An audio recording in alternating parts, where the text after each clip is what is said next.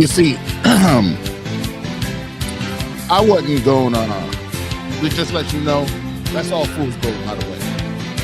It's about a bunch of people probably still watching the Cavs game right now, talking about G. Bush. G. Bush, they about to come back. It's a lot of cats probably watching that stuff and thinking that the Cleveland Cavs is coming back. They're not. Let's get to this, man. Welcome on in. Welcome on into the Cavs post-game show. You may ask, G. Bush, why you doing the post-game show and the game ain't over? I don't got no time for that. I don't have no time for that. This game was from the start, you already know what type of time it was. And you get no graphics today from G. Bush. There's no need to cut nothing up. There is no need to come around here and give y'all nothing. I shouldn't be giving them nothing, to be realistic about the situation. There's no stats. There's no cool overlays. We don't need none of that because we're going to have real talk today. And this is the problem sometimes too. See, I do real talk when it comes to the Cleveland Browns, right? And usually people know me from coming from the real talk for the Cleveland Browns. But if I'm going to have real talk for the Browns and I got real talk for the Guardians, don't nobody got no problem saying that the Guardians ownership don't spend enough money. They'll co-sign that. Don't nobody got no problem saying that the Browns at certain times are a dumpster fire. They don't know what they're doing. They can't call a play in crunch time if their life depended on it. And the owner is, I don't even know if he's, if he's going to be a viable candidate to even, bringing back a championship or getting the Browns to a Super Bowl. People can say that and they love you to death for it because you know what? It's low-hanging fruit. But when you talk about the Cleveland Cavaliers, it's almost like, oh, that's my baby. That's my pet project. Don't say anything about JB. Oh, no. Guys, don't say anything about this team. This team is so young. I enjoy watching them play so much. They're a joy to watch. Who needs LeBron and Kyrie? These guys are a joy to watch out there on the road, and they represent us in the best. Listen, no one is above reproach. No one is going to avoid this smoke. And it's time to get right on into a situation. Come on in. Hit that like button if you're in here watching. If you're watching on LinkedIn, salute to you. If you're watching on YouTube, salute to you. If you're watching on Twitter and Facebook, welcome on in as well. Hey, if you want to super chat, you can super chat as well on YouTube, or you can tweet at me at gbush91. Have your comments together. We're going to get right into this rundown. I think it's time that we start talking about a few things. This is the scenario in which I'm feeling.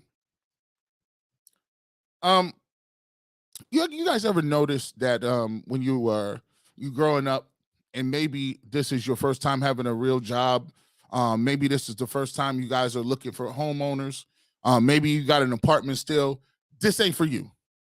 This monologue is not for you. This monologue is for the OGs, the guys that's had their kids, maybe the kids is in college. This is for the OGs that's thinking about retiring a little bit. This is for the OGs that have already had a house somewhere, fixed it up, done their thing, right? So you guys would know what a starter house is. And a starter house is a house that you get when you just need something to put a roof over your head. Maybe you just got married, you starting a family, maybe one kid, and you either are living with in-laws, maybe you got an apartment, maybe you got a condo, townhome type atmosphere, and you feel it's time, I need a little more space. It's time for us to put some equity out there and get some equity, and let's go be a first-time homeowner. So then you get your first-time homeowner, and maybe you get a first-time homeowner loan. Maybe you get that home. And usually when you get your first-time house, it's not a perfect house. It's not perfect. Maybe your basement isn't finished. Maybe the backyard isn't fenced in. Maybe you have, maybe you live in a neighborhood where it doesn't really keep the value of your home. Maybe you live in an area where it's next to a highway. There could be all types of different things that make that not ideal to live there long term. However, it is a much better look. It's a much better house than renting an apartment or paying money to people to rent or staying with your in-laws because you're like, I can't do this forever. How are we going to do this? Right? That's what we're going to do. And so if you're just coming on in and you say, what the heck is G. Bush talking about? I tuned in and watched the Cleveland Cavs postgame show, and he's talking about starter homes, and I'm confused what he's doing. Well, let me get to it.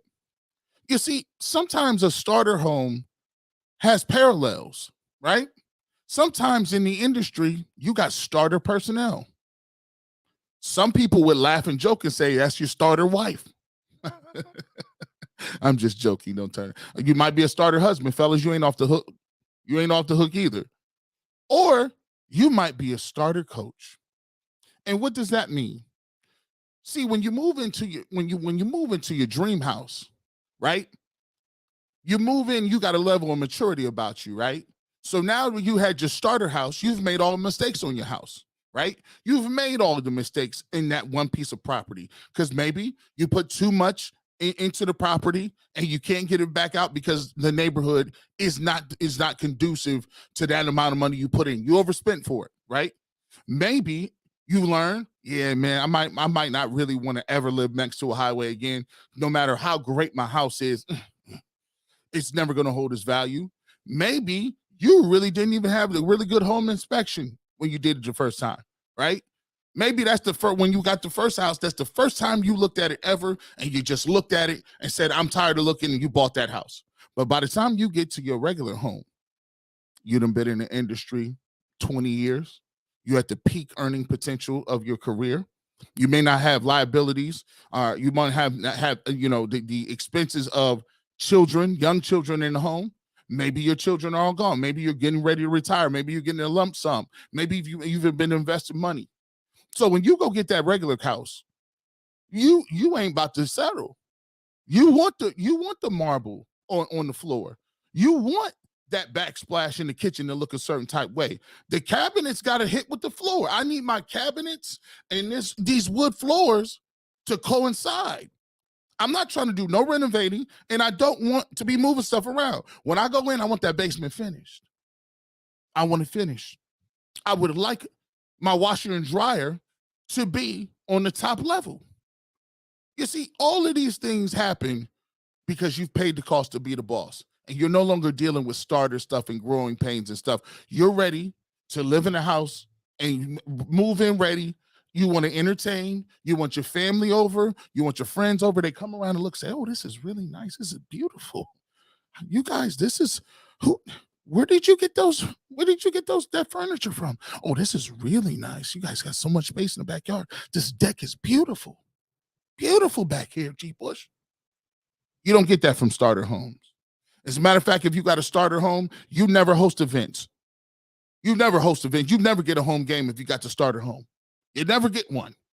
But when you get that shining joint that you've been working for 20 years and you thought you never get it, and it got them 4 or 5 bedrooms, and you could just look around, you could go to the bathroom in 9 bathrooms, that's what we're looking for. And sometimes when you got coaches, they're not built for the big time. Maybe they're just good to get you where you needed to go. Maybe they're good at getting young guys to play hard, right? Maybe they're good at teaching fundamental stuff. Maybe they're good at tempering expectations. Maybe they're good at getting them to a certain point so somebody else can take over.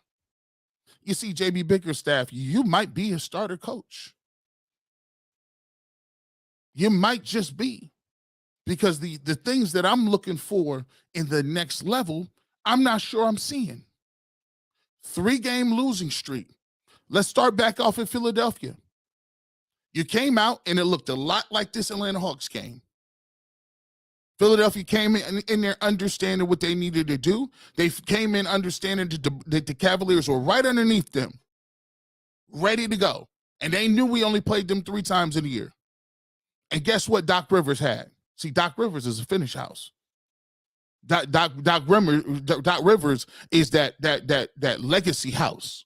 He's been in it. He's won. So he understood what it took. Hey, guys, we're going to jump on this young team. They're going to be out here lollygagging around. It's the game right before the All-Star break. Stop playing with them. Go out there, put that knife in them real quick. Proverbially, YouTube don't demonetize me. 35 in here. Please hit the like button for me. Please hit the like button. We'll get to your comments in just 1 second. See, Doc Rivers understood you only play 3 times in a year. That means whoever won that game was the de facto tiebreaker, right? So now he has that in his back pocket just in case they falter down in the second part of the season. Cavs lose that game. You go into, all season, all-star break, do whatever you need to do. You come back out and you play Jokic in the Nuggets. We just talked about them last night. You get killed by the others. You get destroyed by Porter Jr., Kentavious Caldwell-Pope. They're knocking down threes, right?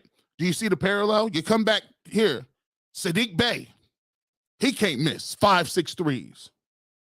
You see, it's not about just effort, which that's part of it too. It's about the direct X's and O's. My problem is when I hear JB talk, it's about emotion. It's about feelings. I need concrete stuff. It's about, when you leave your starter home, you leave back a lot of different stuff. Yeah, your first child might have been born there. Yeah, your dog was young and he was running around. You remember taking him around the block. Yeah, you and your wife, you guys were honeymooners and then you moved into that house. It's a lot of energy. It's a lot of emotion. And it's a lot of history and memory in that house. But I'm going to tell you what, anybody that knows about a starter house will tell you they'll trade all that in to go get them that big boy house. That I'm living in this house for 30 years house. The house that I got when I wanted to move in and just move in. And I get all new furniture. You see, starter homes is cool, but you're not going to get no championships with a starter home. And you're not going to get no championships with a starter coach. I haven't heard JB pinpoint accuracy detailing why the Cavs can't cover nobody on the pick and roll. I haven't heard it. Why is it that every single time the Cavs are put in a pick and roll, there's a corner 3 being hit. There's a pass. If you cut, copy, and paste Saddiq Bey, and you cut, copy, and paste Porter Jr. from yesterday, it's the same area on the court where they're getting open threes. That's not by chance. That is by purpose. Offenses are targeting the way you cover the pick and roll, and you have no answers for it. All I keep hearing you say, we're young. Young teams got to figure it out. I think that, I don't know if we're going to jockey for the third position. We just want to take a date. Listen, that ain't got nothing to do, bro, with whether or not you can cover the pick and roll. Come on now. And I like you, JB, but at some point in time, we got to call a spade around here. Is it just me? I know it ain't just me. When I look at the Cleveland Cavaliers, and I still can't tell you what type of offense we run. Let's keep it real. This is crazy to me. I watch other teams all the time, right? And going back to LeBron, I can't tell you what offense the Cavs run. LeBron was drafted in 2003, I believe. What? We still... Since 2003, that's 20 years ago. I can't tell you what it is. All the Cavs have done for 20 years in a row is high pick and roll every single time down court. They take turns between Kyrie and LeBron.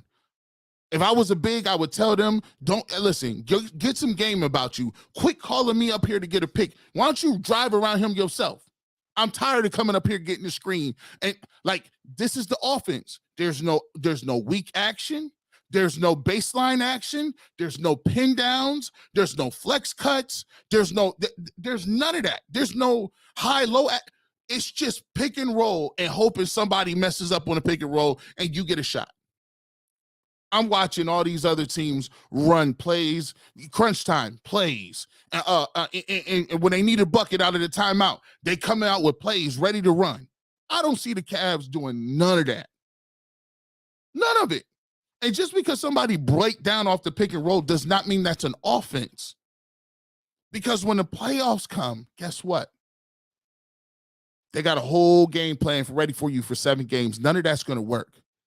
And you notice why against the big teams, it don't be working like that. It don't. And there's no adjustments. And when I talk to, and we hear JB talk, it's all about youth. It's all about experience. It's about, we got to learn. No. You might want to come to the conclusion, homeboy, you are being evaluated too. Let's not act like I'm confused here. You be talking sometimes like you Steve Kerr or Greg Popovich. I'm confused because you be talking like, oh, we young. You know, these young dudes don't even be understanding what we need to do, G. Bush. You know what I'm saying? You ever had that old head at work? You ever have that old head? He older than everybody, but he never get promoted. He just one level above you. And you like, bro, how you gonna tell me what I'm not doing? And you be late all the time. What these young dudes need to be doing, G. Bush, I've been telling them, I've been trying to get with them and tell them how they need to be moving out here. You know what I'm saying? You got to make boss moves out here, G. Bush. You know, I'm saying, listen, bro, if you don't stop talking to me with that boss move, bro, you make 12 an hour. I'm not knocking the 12 an hour, but you could have been making 15, but you can't pass no drug test and you always be late. Just because you old don't mean you smart. It's a lot of old fools out here. Hey, how many of you know them? It's a lot of old fools around here. You can be a very senior fool. No common sense. You ain't never did nothing. What you need to be doing. JB, understand, dog. You being evaluated. Don't think I keep trying to tell y'all ain't got all this time. You let me get a job. I ain't got no time for that. I got 6 jobs right now. You think I'm comfortable? Why you think it's 9:49? I got 6 jobs. I'm going to get up and go to the barbershop tomorrow. But no, I'm going to do this tonight too. Because I can't count on none of that. Who knows? They might get up and say, I don't like G. Bush in the morning. You know what? G. Bush got to go. You better get some other type of hustle. JB, you out here comfortable. When they got Donovan Mitchell, things changed. Let me repeat. When Donovan Mitchell came here and you paid them draft picks for Donovan Mitchell, things changed. It's no longer rosy. Let me warm your shoulders up. Let's talk about our future and how bright it is. And no. You got introduced to the Deshaun Watson timeline. That Deshaun Watson timeline was different. You was feeling good about the 3 to 5 year plan. The Deshaun Watson plan is like 6 to 8 games. And it just so happens, JB, you got about 19 now, 19 before the playoffs for you to get your evaluation. Do not get comfortable. I'm just letting you know. And I've been, say what you want. My track record's impeccable. You tell me when I've been wrong. I said, who got to go? I said, listen, Joe Woods and Prefer got to get up out of here. And Prefer actually thought he skated for a little bit. Psych. I'm just saying. Just letting you know. Let's get to these chats, what you guys want to talk about. Let's see what y'all got. I appreciate y'all coming in here with me. Love y'all too.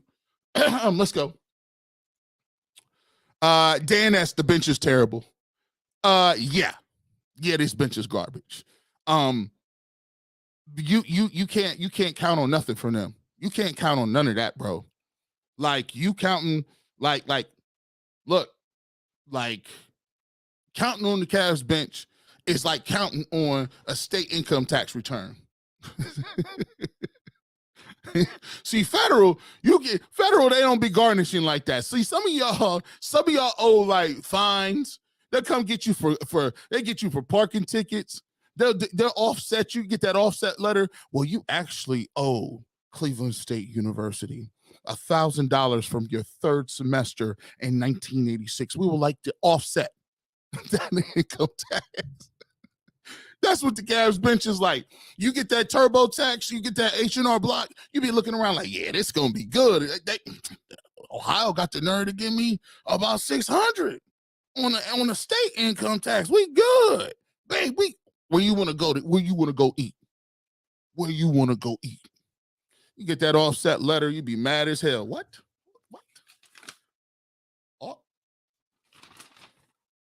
It says, oh. I didn't even go to that school in this semester. Listen, I dropped that class on time. What you mean I didn't drop it on time? Yeah, give me that 600. Oh, I knew what it was and didn't even bother watching it. Steve, you're right. They got a lot of people. Cavs is coming back. Austin Carr is good. Austin Carr, oh boy. And the Cavs cut it down to 15. Stop. You know what it is. Come down, Trae Young for 3. Come back down the court. DeJounte Murray for 2. Marcus Collins, it's a wrap, no effort. No effort at all. And quiet as kept, we need to start saying, like when you a young team and you're really not that good, like you're not, this wasn't like we was talking about the 2016 Cleveland Cavaliers that used to just turn it on when they wanted to, right? They had LeBron, Kyrie, Kevin Love, all these veterans. Look, I get it. But y'all is 13 years old. You should neither be tired nor bored. Neither. Like, come on now.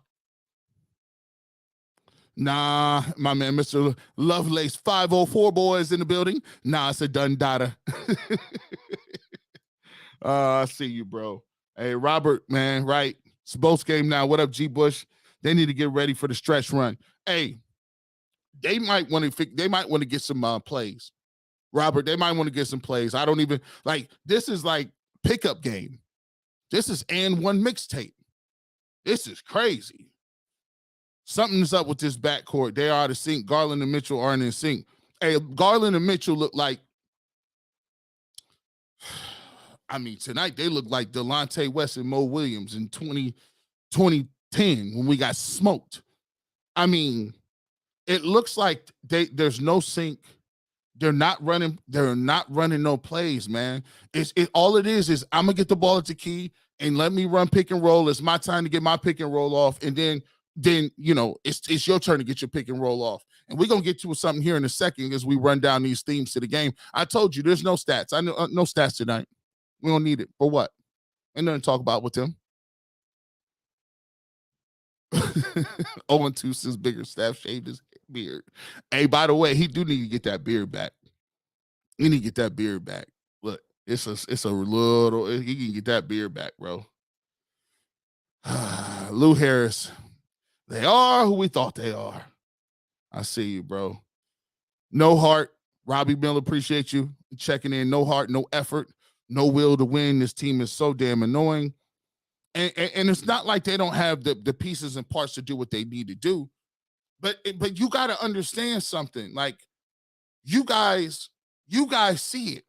When I'm listening to JB Bickerstaff, he's not driving.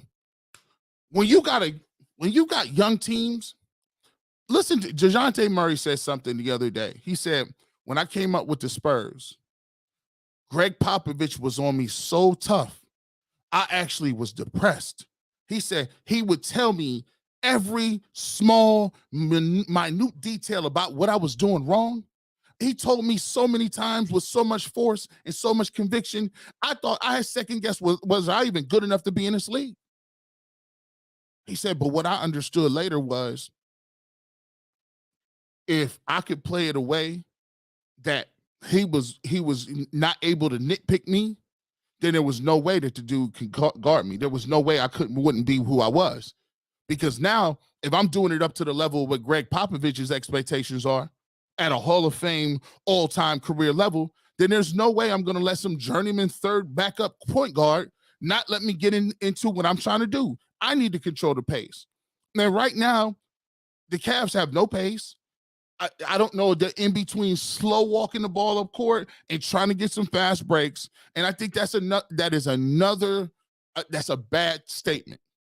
You got Garland, you got Mitchell, you got Jetty or Isaac Okoro. Anybody that got a 3 is young and able to run. And you got a unicorn that can run the ball, brings the ball up sometime. And Jared Allen can beat other 5s down the court. Why are we walking the ball up the court? Why are we not getting transition buckets? Why are we not consistently pushing when we get the ball so that we don't have to bog down in half-court offense and at least get some easy buckets? It all comes back to philosophy. It's just, to me, it's a bad philosophy. It just is. It just is. Let me get back to this. So let's talk about this as well. Glaring at the top of the show is Mobley and Allen get no touches early. None. You have yesterday it was Mobley. Allen was today. So Jared Allen is out here doing this thing. He's killing around a basket. He's finishing. He's getting fouls, and then all of a sudden it becomes the jack session, and it's like, okay, well now we just take turns shooting jumpers. You just take turns shooting threes, and you're not getting the bigs involved. You see, here's how I know you got a problem. When somebody has the option of not doing things, you know that you ain't really got an offense. And you say, what do you mean by that? If my offense is, my goal is to establish the bigs and run high-low game and get those guys involved because the other team is out here running the small ball unit, then we're going to have sets every single time down court. It's not sometimes, it ain't every time, every other time, or I got bored passing the ball in the side. No, our offense is you get yours off of that. And the only way, in my opinion, that I believe that Darius Garland and Donovan Mitchell is going to be able to coincide with each other is if they need to learn how to play without the basketball. Both of them. Way too many pick and rolls, dribble. Oh, I got stopped by somebody. Pass it to somebody. Get right back. Dribble. 3-point shot. No, that's not offense. That's just not. And you can tell they don't have a clue as to what they're doing because JB should point that out during the game, not at the end of the game. You're supposed to say, hey, look, guys, why we can't get him the ball? And he's supposed to be talking like this. Is something wrong? Something wrong? Hey, if you can't get him the ball, I find somebody that can get him the rock. I bet you Ricky Rubio will get him the ball. Ricky. Yeah, come on over here. Yeah. Matter of fact, you sit down. Come on. Sub. Come on. I'm gonna show you how to do this. I'll try it out. I'll try it out at all European backcourt. It'll be Neto and Rubio. You might think you at an Enrique Iglesias concert messing around with me. We're going to have all the Latin lovers out here ready to go. Y'all better get it together. And by the way, why can't we shoot no more? Why is it that our jumpers are completely broke? I mean, their J work has been terrible. I mean, you watch these other teams, and they be hitting 50% of their threes, shooting 30 of them. These dudes be jacking up. All of their third-tier guys, bench guys hit threes. I don't know what happened, but in the playoffs, unless they get to a point where they are consistently a threat behind the three-point line, there is no way the Cavs are going to win. And I don't care if they hustle, play defense, and become the second coming of the New York Knicks in 92 defensively. Because guess what? It's that you're trading 3 for 2. And Okoro can't hit the jumper consistently. Stevenson shouldn't even try to shoot consistently. Jetty can hit the open 3, but it's not guaranteed. LeVert is streaky as all get out, and Dean Wade ain't hit a jumper in weeks. People say, we're going to get Dean Wade back. Dean Wade is almost unplayable defensively, and if he's not hitting threes, even if you combine, you got to combine all 5 of the bench players just to get one solid small forward. Y'all got to become Devastator. You got to become a combiner transformer for you to get 1-3 technique. I almost said 3 technique. Cleveland ain't got a small 4 or a 3 technique. Let's keep it going. Let's get back to some of these comments.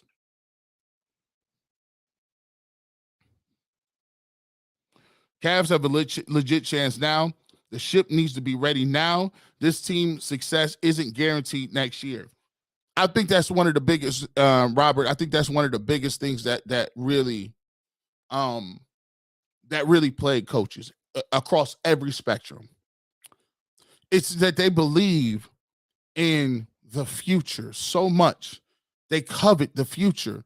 Organizations, and this we talk about Fortune 5. I'm gonna give y'all here. Fortune 500 companies are smart.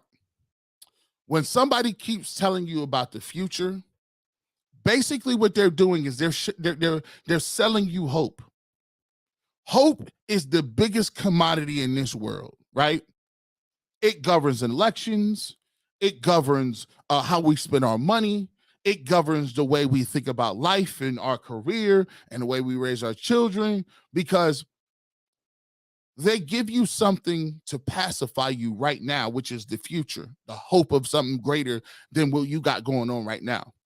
They also make you believe that you have to go through years of struggle, years of adversity, years of working and clawing your way up to the top of the mountain before you actually get there. But in reality, that's a myth. That's a fallacy. It's something that they've concocted and did to keep you where you are. Because at the end of the day, there's many of people that just wake up and get stuff given to them. Many people grow up and just get the bag. Some people get the bag passed down to them. There's no chutes and ladders of life. You can wake up tomorrow and do something stupid and it changes your life forever. Ever. You can wake up tomorrow, do something great, and you change your life and you win for the rest of your life. There's no chutes and ladders where I got to lose in the first round of the playoffs and then make it to the second round next year and then lose there in that playoff and then make it to the finals. And it don't work that way. Ask the old school Oklahoma City Thunder. You had Ibaka, you had Durant, you had Westbrook, you had Harden. All three of those guys won championships. No, excuse me, not championships, won MVP awards. How you have 3 MVPs on your squad. And guess what? They never sniffed a championship together.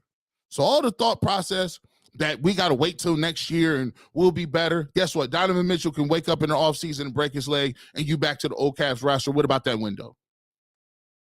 Mobley can get hurt tomorrow, fall out of the shower. You gotta play every single day like it's your last. You gotta play every single quarter like you need something. You fiercely protective over something. Let's get to it. We got a couple other people in here. Oh, I didn't even know. I just gave that. You better. I said Mobley can get hurt. I said Mitchell. Well, Wild Garland just went down hard, holding his elbow. Up.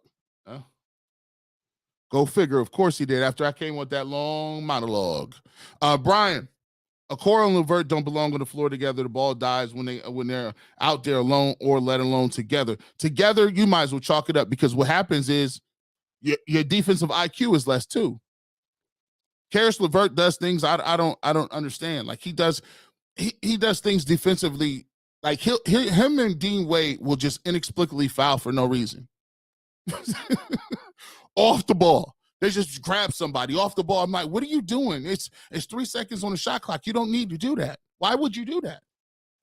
No, you can't play those guys together. I'm already looking forward to the Guardians. The Cavs trip to the playoffs might end real fast. Let's be clear with that.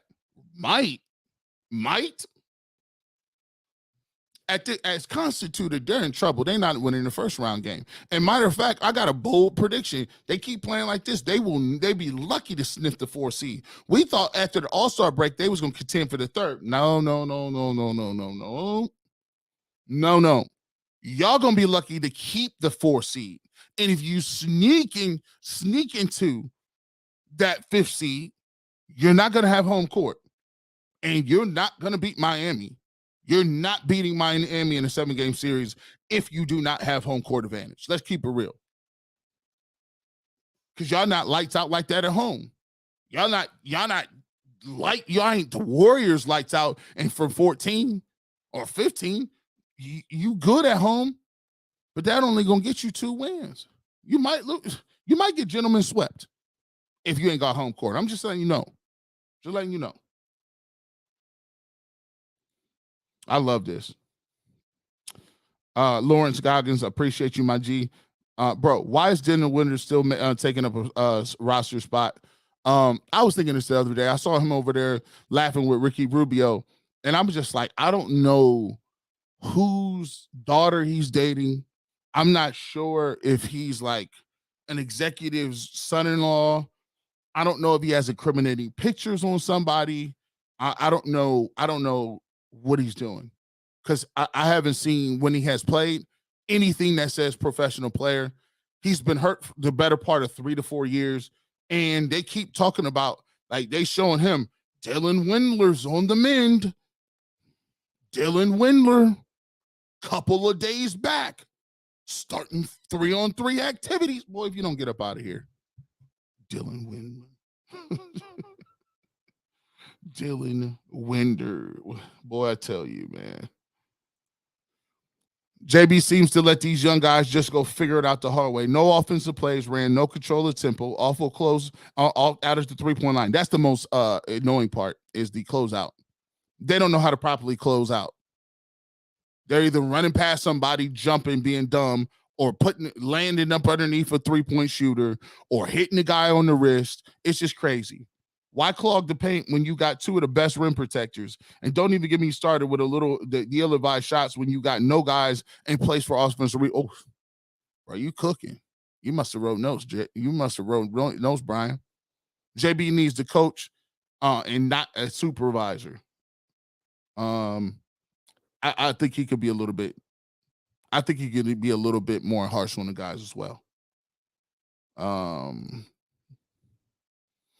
Calvin, I definitely don't think that, bro, LO with 38 and 25. I don't know what happened in that. Them stimulus checks. Yeah, that's funny. Keith says they just weren't ready to play, which is mind-boggling. I don't understand. I mean, you had all-star break. You saw what it was. You're not tired. What we doing? Okoro got to make the open threes. I think that's not gonna happen. That ship has sailed. What up? I see you, my man. I see you. Let's get one more.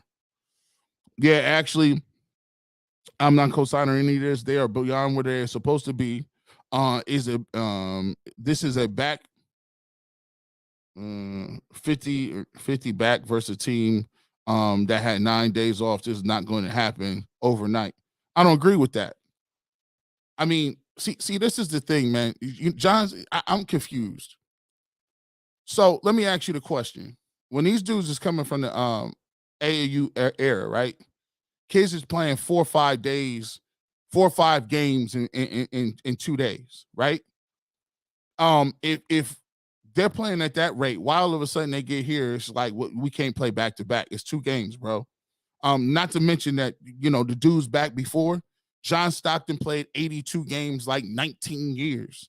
You got guys that played all the time and was like, yeah, I'm cool with it. Like the back-to-back built-in excuse thing is crazy. Like, that's what you condition for. That's what you lift those weights for. That's what you make sure you watch, what you put your body into and what you're eating and what you're doing on your part. Listen, a lot of these dudes, to be clear, is in these clubs between back-to-back. A lot of these dudes want to stay in Miami. Let me stay in LA. Let me post up here. I got a birthday party to go to. Come on, bro. Listen, all this rest and, I'm tired. How you tired? You just was off for the All-Star break and only 2 people went. How you tired? I don't get it. That's why, to me, that's why LeBron was able to do 9 straight joints. It's because dudes is so feeble-minded now that he's like, why do you think I lift this hard? That's why you do that. Anybody can be good for 1 game. What are you going to do in a back-to-back? Football players used to have to do 2 a days. You know why they did that? Because they said, bro, if you come out here in 2 days and you could practice and you could tough it, you got that mental toughness, guess what? It translates to the season. Nowadays, people punt on the preseason and, oh, I think it's a good idea. The hell it is. You know, one people that don't be punting on the season, game one, guess who always playing? Patrick Mahomes. Game one, practice one, preseason game number one. Guess who out there? And he got Andy Reid. Because if your best player is out there saying this is the standard, then guess what? It trickles down to everybody else on your roster. You know what type of time it is. And it ain't about what the expectation should be. Listen, you telling me you got, this is the problem, because everybody wants a perfect roster. The Cavs got one of the best scorers in the league. They got one of the best young point guards in the league. They got 2 defensive unicorns. What do you need more? I'm confused. And by the way, things do happen overnight. I'm also a guy that debunks that as well. Because the Atlanta Hawks, when they were garbage a couple years ago, just went to the Eastern Conference Finals. It can happen overnight. It does. As a matter of fact, Joe Burrow and the Bengals went from worst in the NFL to Super Bowl. I don't understand why we have to wait 10 years. It's just not a thing. Yeah, Fame Gretzky recap before the game was even finished. G. Bush sure did. G. Bush, we need a plan. Karen, what's up? We need a plan. They are lazy sometimes. I don't get it. Love the channel. I appreciate you. The plan comes from the guy, the top. And if there's one thing that you should be able to control is energy and effort. So if nothing else, even if you don't have plays, you should know that the fear of the Lord is in you, because if I'm not putting forth effort, I'm not going to get the minutes. And I'm going to make sure, and my coach going to make sure that it's like that. Oh, these people. Block. Yeah, that's awesome. Get him up out of here. Let's see. AG Bush, I just did. D-Mitch has to be better. I'm scared in the playoffs because he doesn't perform in the bright lights. I think he'll step up. I think he'll play, but they're going to have more than Donovan Mitchell. I've seen him get 71 and almost lose a game this year. Seen him almost get 71. Let me get to a couple more things, and we're going to get you guys up out of here. Make sure you hit the like button. 52 people staying up at 10:15 on a Friday night. You have a lot of places you could be, but you're here with me. I appreciate that.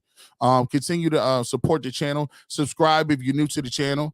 Hit that notification bell so you get all of our videos when we're coming up. As I said, past post All-Star, I'm going to be doing every game leading up to the playoffs. So you know where you can get that Cavs content. G. Bush in here working overtime for y'all, and that's how we're going to give it up. Let's just get this. The scariest thing for me is this. The Cavs were very hot at the beginning of last year, and they were beating teams with defense.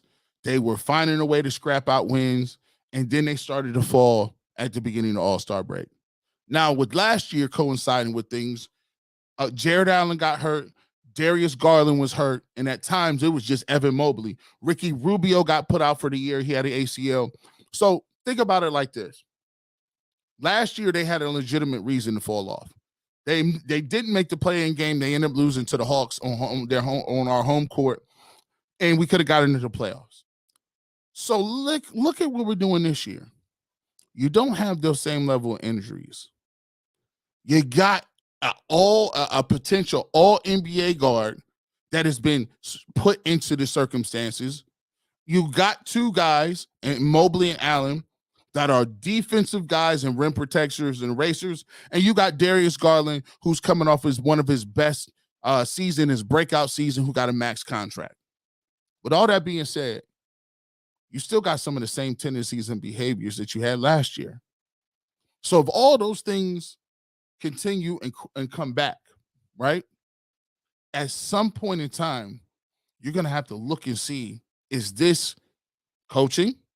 Is this our philosophy? What is it?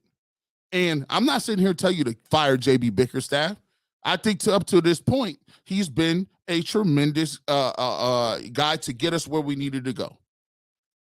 But just because you've been great in this role up to this point does not guarantee future successes based on what are the things and some of the things I'm saying.